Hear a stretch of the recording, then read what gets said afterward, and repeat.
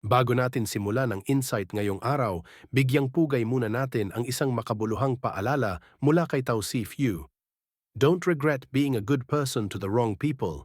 Your actions say everything about you, and their actions say everything about them. Isang simpleng quote, pero punong-puno ng katotohanan. Tara, palalimin pa natin yan.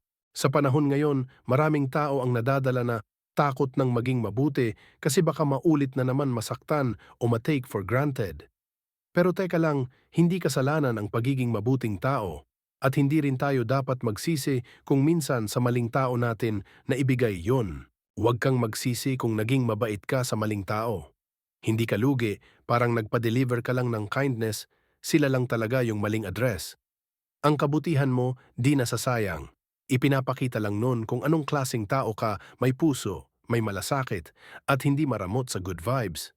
Yung sila naman, di sila na ang mga karakter sa Don't Be Like This section ng buhay mo. Kaya laban lang. Maging mabuti ka pa rin kasi sa huli ng araw, ang tunay na panalo ay yung may peace of mind at walang utang sa konsensya. Kindness is never wasted, minsan delayed lang ang karma sa kanila. Keep doing good kahit minsan parang lugi kasi ang tunay na mabait panalo sa dulo